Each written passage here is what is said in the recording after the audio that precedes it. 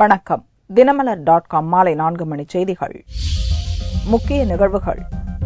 நிலக்கரி சுரங்க ஊழல் வழக்கில் மாயமான ஆவணங்கள் குறித்து பிரதமர் பதிலளிக்க வலியுறுத்தல். கடும் அமளியால் பார்லிமென்ட் அடுத்தடுத்து ஒத்திவைப்பு. நிலுவையில் உள்ள வழக்குகளில் விரைந்து தீர்வு காண நீதிபதிகளுக்கு சுப்ரீம் கோர்ட் தலைமை நீதிபதி சதாசிவம் வலியுறுத்தல். பெண்களுக்கு எதிரான குற்றங்களுக்கு கடும் தண்டனை வழங்க முதல்வர் ஜெயலலிதா வலியுறுத்தல். காதலிக்க மறுத்த காரைக்கால் பெண் வினோதினி மீது ஆசிட் வீசி கொன்ற வழக்கு. குற்றவாளி சுரேஷுக்கு ஆயுள் தண்டனை விதித்து தீர்ப்பு. விரிவான செய்திகள். நிலக்கரி சுரங்க ஊழல் விவகாரம் தொடர்பான ஃபைல்கள் மாயமான விவகாரம் தொடர்பாக பிரதமர் விளக்கம் அளிக்க கோரி பார்லிமென்டில் பாரதிய ஜனதா கட்சியினர் கோஷங்களை முழங்கியதால் இரு சபைகளும் அடுத்தடுத்து ஒத்திவைக்கப்பட்டன. ஐக்கிய முற்போக்கு கூட்டணி ஆட்சியில் தனியாருக்கு நிலக்கரி சுரங்கங்களை ஒதுக்கீடு செய்ததில் 1.80 லட்சம் கோடி ரூபாய் அரசுக்கு இழப்பு ஏற்பட்டதாக குற்றச்சாட்டு எழுந்தது. இந்த ஊழல் தொடர்பாக சிபிஐ விசாரித்து வரும் நிலையில் வழக்கு தொடர்பான ஏராளமான முக்கிய ஆவணங்கள் நிலக்கரித்துறை அமைச்சகத்திலிருந்து மாயமாகி இருப்பது கடந்த வாரம் அம்பலமானது. பார்லிமென்டில் இந்த பிரச்சினையை பாரதிய ஜனதா உறுப்பினர்கள் எழுப்பினர். அதேபோல தெலங்கானா தனி மாநிலத்தை உருவாக்க எதிர்ப்பு தெரிவித்து ஆந்திர எம்பிக்கள் சபையின் மையப்பகுதியை முற்றுகையிட்டனர். இதனால் ஏற்பட்ட கூச்சல் குழப்பத்தால் சபை முதலில் சிறிது நேரத்துக்கு ஒத்திவைக்கப்பட்டது.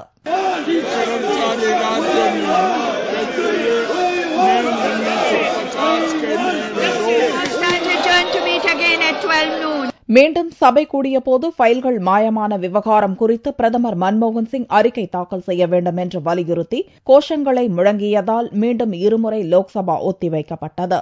ஃபைல்கள் மாயமானது, ஆந்திராவை பிரிக்க எதிர்ப்பு போன்ற பிரச்சினைகளால் ராஜ்யசபாவிலும் கடும் அமளி ஏற்பட்டதால் பகல் 12 மணிக்குள் 2 முறை சபை ஒத்திவைக்கப்பட்டது. 12 மணிக்கு சபை மீண்டும் கூடிய போதும் ஃபைல்கள் மாயமானதற்கான காரணத்தை பிரதமர் விளக்க வேண்டும் என்பதில் பாரதிய ஜனதா உறுப்பினர்கள் பிடிவாதம் காட்டினர். கடும் அமளிக்கிடையே நிலக்கரித்துறை அமைச்சர் ஸ்ரீபிரகாஷ் ஜெய்ஸ்வால் அறிக்கை தாக்கல் செய்தார். காணாமல் போன ஃபைல்களை கண்டுபிடித்து சிபிஐயிடம் ஒப்படைப்போம் என்று உறுதி கூறிய ஜெய்ஸ்வால் இந்த விவகாரத்தில் தன் மீது தவறு நிரூபிக்கப்பட்டால் எந்த தண்டனையையும் ஏற்க தயார் என்றும் கூறினார். இந்த விளக்கத்தை ஏற்க மறுத்த அருண்ஜேட்லி ஃபைல்கள் மாயமாகவில்லை, திட்டமிட்டு மாயமாக்கப்பட்டுள்ளன என்று குற்றம் சாட்டினார். பாரதிய ஜனதா இடதுசாரி உறுப்பினர்கள் அரசுக்கு எதிராக தொடர்ந்து கோஷங்களை முழங்கியதால் ராஜ்யசபா மீண்டும் ஒத்திவைக்கப்பட்டது. முன்னதாக பீகாரில் ரயில் மோதிய பயங்கர விபத்தில் பலியானவர்களுக்கு இரு சபைகளிலும் மௌன அஞ்சலி செலுத்தப்பட்டது. இலங்கையில் நடக்கும் காமன்வெல்த் மாநாட்டில் இந்தியா சார்பில் யாரும் பங்கேற்கக்கூடாது என்று லோக்சபாவில் அதிமுக, திமுக எம்பிக்கள் வலியுறுத்தினர். செவ்வாயன்று லோக்சபாவில் முக்கிய பிரச்சினைகள் மீதான குறுகிய நேர விவாதம் நடந்தது. அப்போது அதிமுக உறுப்பினர் தம்பிதுரை பேசும்போது காமன்வெல்த் மாநாட்டில் பிரதமர் மட்டுமல்ல, இந்தியா சார்பில் யாரும் பங்கேற்கக்கூடாது என்று வலியுறுத்தினார். Participating in the Commonwealth Conference which is going to take place in Colombo.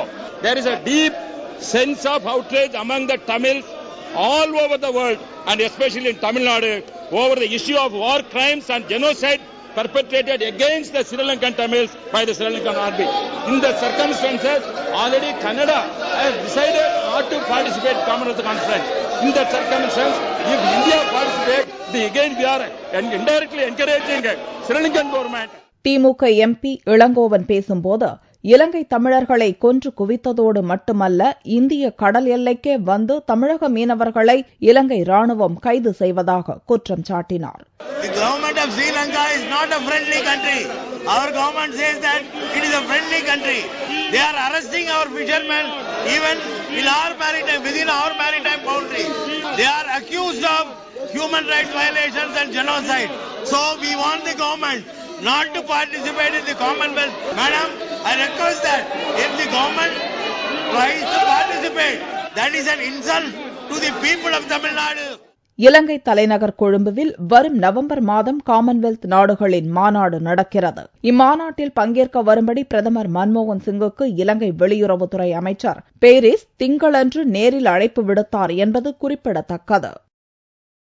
உச்சநீதிமன்றம் முழுவதும் கணினி மயமாக்கப்பட்டுள்ளது குறித்து பெருமிதம் தெரிவித்துள்ள தலைமை நீதிபதி சதாசிவம், நிலுவையில் உள்ள வழக்குகளை விரைந்து முடிப்பதில் நீதிபதிகள் முன்னுரிமை அளிக்க வேண்டும் என்று வலியுறுத்தினார். சென்னை ராஜா அண்ணாமலைபுரம் இமேஜ் அரங்கில் மாற்றுவழி விவாத தீர்மான மையத்தின் திறப்பு விழா செவ்வாயன்று நடந்தது. சென்னை உயர்நீதிமன்றம், தமிழ்நாடு மாநில சட்ட சேவைகள் ஆணையம், சென்னை மாவட்ட சட்ட சேவைகள் ஆணையம் இணைந்து இந்த மையத்தை உருவாக்கியுள்ளன. இதன் திறப்பு விழாவில் உச்சநீதிமன்ற தலைமை நீதிபதி சதாசிவம், தமிழக முதல்வர் ஜெயலலிதா உள்ளிட்டோர் பங்கேற்றனர்.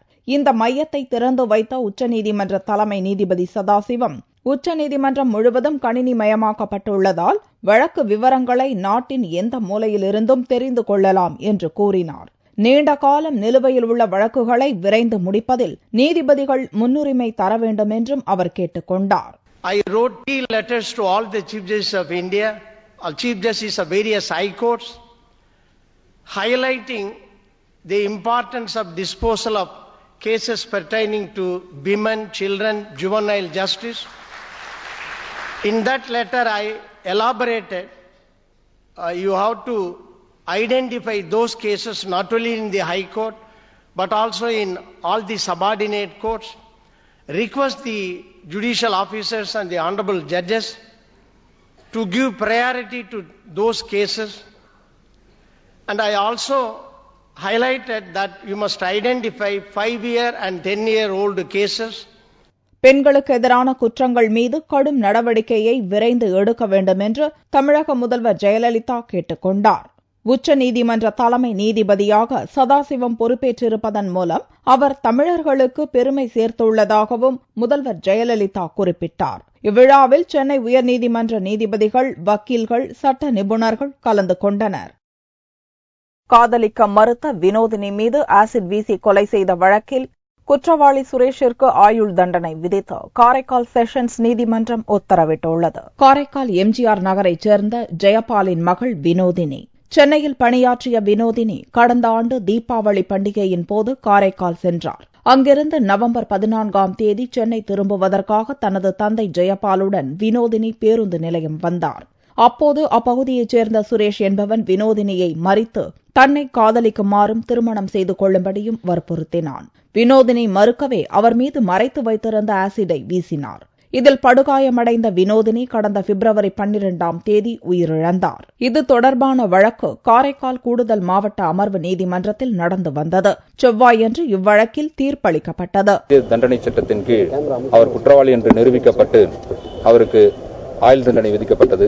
வினோதினியுடன் உடன் இருந்த பத்மநாபனுக்கும் அவர் தகப்பனார் ஜெயபாலனுக்கும் காயங்கள் ஏற்பட்டது. அதற்காக ஈதாசா பிரிவு 302 கீழ் 2 வருடங்கள் தனித்தனியாக சிறை தண்டனை விதிக்கப்பட்டுள்ளது. மேலும் பிரிவு 302 கீழ் 1 லட்சம் ரூபாய் அபராதமாக விதிக்கப்பட்டுள்ளது. தனது மகளுடன் இதுபோன்ற ஆசிட் சம்பவம் முடிவடைய வேண்டும் என்று வினோதினியின் தந்தை ஜெயபால் கேட்டுக் கொண்டார். பொண்ணுதான் கடைசி, என் பொண்ணோட போட்டோம். இனிமேல் அந்த ஆசிட் சம்பவம் அப்படிங்கிற ஒரு அந்த இழப்புங்கிறது நாங்க 3 மாசம் அவன் வந்து 1 நிமிஷத்துல முடிச்சுட்டு போயிட்டான், ஊத்திட்டு போயிட்டான்.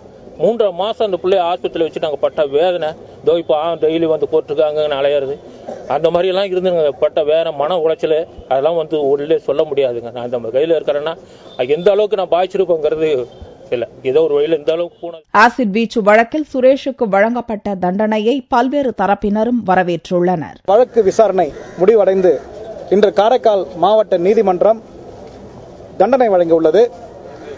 ஒரு ஆயுள் தண்டனையும் மற்றும் 4 வருடம் கடுங்காவல் தண்டனையும் விதித்துள்ளது. 1 லட்சம் ரூபாய் அபராதம் விதித்துள்ளது. இந்த ஒரு தண்டனை நாட்டு மக்களுக்கு ஒரு நல்ல பாடமாக விளங்க வேண்டும். வினோதினி வழக்கு தொடர்பாக கூறப்படும் தீர்ப்பை அறிந்து கொள்வதற்காக நீதிமன்றத்தில் பொதுமக்கள் ஏராளமானோர் திரண்டதால் அங்கு பாதுகாப்பு தீவிரப்படுத்தப்பட்டிருந்தது. தமிழக அமைச்சர் ராஜேந்திர பாலாஜி மீதான சொத்து குவிப்பு வழக்கை தள்ளுபடி செய்துள்ள சென்னை உயர்நீதிமன்றம் ஊழல் வைரஸ் கிருமி போல பரவிவிடக்கூடாது என்று கருத்து தெரிவித்துள்ளது. தமிழகத்தின் தகவல் தொழில்நுட்பத்துறை அமைச்சராக இருக்கும் ராஜேந்திர பாலாஜி வருமானத்திற்கு அதிகமாக சொத்து சேர்த்ததாக ராஜா என்பவர் பொதுநல வழக்கு தொடர்ந்தார். இம்மனு மீதான விசாரணை முடிவடைந்த நிலையில் செவ்வாயன்று தலைமை நீதிபதி ராஜேஷ்குமார் அகர்வால், சத்யநாராயணா தலைமையிலான முதல் பெஞ்ச் இவ்வழக்கில் தீர்ப்பளித்தது. ராஜேந்திர பாலாஜி மீதான புகார் தொடர்பாக லஞ்ச ஒழிப்புத்துறை விசாரணை ஆரம்ப கட்ட நிலையில் இருப்பதாலும் இம்மனு பொதுநல வழக்கிற்கு உகந்தது அல்ல என்றும் கூறிய நீதிபதிகள் மனுவை தள்ளுபடி செய்தனர். ஊழல் என்பது வைரஸ் கிருமி போல பரவிவிடக்கூடாது என்று கருத்து தெரிவித்த நீதிபதிகள் இது தொடர்பாக தமிழக அரசு விசாரணை நடத்த வேண்டும் என்று அறிவுறுத்தினர். அமைச்சர் ராஜேந்திர பாலாஜி அவர்கள் வருமானத்திற்கு அதிகமாக சொத்து சேர்த்து விட்டதாக ஒரு வழக்கை தாக்கல் செய்திருந்தார். இந்த மனுவை சென்னை உயர்நீதிமன்றத்தின் முதலாவது பெஞ்ச் விசாரித்தது. இன்றைக்கு அந்த வழக்கில் தீர்ப்பு அளித்து மனுவை தள்ளுபடி செய்திருக்கிறது. கடந்த 2011 சட்டசபை தேர்தலின் போது தனது சொத்து மதிப்பு 74 லட்சம் ரூபாய் என்று தெரிவித்திருந்த அமைச்சர் ராஜேந்திர பாலாஜி தற்போது 6 கோடி மதிப்பிலான சொத்துக்களை வாங்கியிருப்பதாக மனுவில் கூறப்பட்டிருந்தது. மறைந்த முன்னாள் பிரதமர் ராஜீவ் பிறந்த நாளை முன்னிட்டு டெல்லியில் உள்ள அவரது நினைவிடத்தில் ஜனாதிபதி, பிரதமர் உள்ளிட்ட தலைவர்கள் மலரஞ்சலி செலுத்தினர். ராஜீவ் காந்தியின் 69வது பிறந்த நாள் நாடு முழுவதும் செவ்வாயன்று கொண்டாடப்பட்டது. டெல்லியில் உள்ள அவரது நினைவிடமான வீர் பூமியில் ஜனாதிபதி பிரணாப் முகர்ஜி, துணை ஜனாதிபதி ஹமீத் அன்சாரி, பிரதமர் மன்மோகன் சிங் ஆகியோர் மலர் வளையம் வைத்து அஞ்சலி செலுத்தினர். அவர்களைத் தொடர்ந்து ராஜீவின் மனைவியும் காங்கிரஸ் தலைவருமான சோனியா, மகன் ராகுல், மகள் பிரியங்கா, மருமகன் ராபர்ட் வதேரா ஆகியோரும் மலரஞ்சலி செலுத்தினர். லோக்சபா சபாநாயகர் மீரா குமார், சிதம்பரம், கமல்நாத், சல்மான் குர்ஷித் உள்ளிட்ட மத்திய அமைச்சர்கள், டெல்லி முதல்வர் ஷீலா தீட்சித் உள்ளிட்ட காங்கிரஸ் தலைவர்களும் அஞ்சலி செலுத்தினர். ராஜீவ் பிறந்த நாளை முன்னிட்டு பயங்கரவாதத்துக்கு எதிராக டெல்லிக்கு யாத்திரை மேற்கொண்ட தமிழகம், கர்நாடகா, ஆந்திர மாநிலங்களைச் சேர்ந்த காங்கிரஸ் தொண்டர்களும் இளைஞர் காங்கிரசாரும் பெருமளவில் வீர்பூமியில் திரண்டிருந்தனர். மத்திய அரசின் உணவு பாதுகாப்பு மசோதாவால் தமிழகத்துக்கு எந்த பாதிப்பும் ஏற்படாது என்று தமிழக காங்கிரஸ் தலைவர் ஞானதேசிகன் நம்பிக்கை தெரிவித்துள்ளார். முன்னாள் பிரதமர் ராஜீவ்காந்தியின் பிறந்த நாள் விழாவை முன்னிட்டு தமிழ்நாடு காங்கிரஸ் கமிட்டி சார்பில் சத்தியமூர்த்தி பவனில் அவருக்கு அஞ்சலி செலுத்தப்பட்டு தீவிரவாதத்திற்கு எதிரான உறுதிமொழி ஏற்கப்பட்டது. பின்னர் செய்தியாளர்களிடம் பேசிய தமிழக காங்கிரஸ் தலைவர் ஞானதேசிகன், உணவு பாதுகாப்பு மசோதாவால் தமிழகத்திற்கு எவ்வித பாதிப்பும் ஏற்படாது என்றும் இதுகுறித்து மத்திய மாநில அரசுகள் பேசி தீர்த்து கொள்ள வேண்டும் என்றும் கூறினார். கிட்டத்தட்ட 1,60,000 டன் உணவு தானியம் இந்த சட்டம் வந்தால் தமிழகத்திற்கு கிடைக்காது என்று தமிழக அரசு ஏற்கனவே சொல்லியிருக்கிறது. 2 நாட்களுக்கு முன்பு உணவு அமைச்சர் திரு தாமஸ் அவர்களோடு தொடர்பு கொண்டு பேசிய போது எந்த விதத்திலும் தமிழகத்திற்கு கொடுக்கப்படுகிற இந்த உணவு, அந்த அரிசி போன்றவைகள் தடை செய்யப்பட மாட்டாது என்று சொல்லியிருக்கிறார். இந்த சட்டம் வருவதற்கான காரணத்தினால் தமிழகத்திற்கு தடைபடாது என்பதை நான் தெரிவித்துக் கொள்கிறேன். இலங்கை கடற்படையினரால் தமிழக மீனவர்கள் தொடர்ந்து கைது செய்யப்படுவதற்கு தீர்வு காணும் விதமாக ராமேஸ்வரம் கடல் பகுதியில் 2 கிலோமீட்டர் தூரத்திற்கு கடலை ஆழப்படுத்தினால் தமிழக மீனவர்கள் இலங்கை கடற்பகுதிக்குள் செல்லாமல் இந்திய பெருங்கடல் பகுதியில் மீன்பிடிக்க முடியும் என்றும் அதற்கான முயற்சியை இந்திய அரசு விரைவில் மேற்கொள்ளும் என்றும் ஞானதேசிகன் கூறினார். செய்யாறு அருகே ஆட்டோ மீது அரசு பேருந்து மோதி விபத்துக்குள்ளானதில் 5 பேர் பரிதாபமாக பலியாகினர்.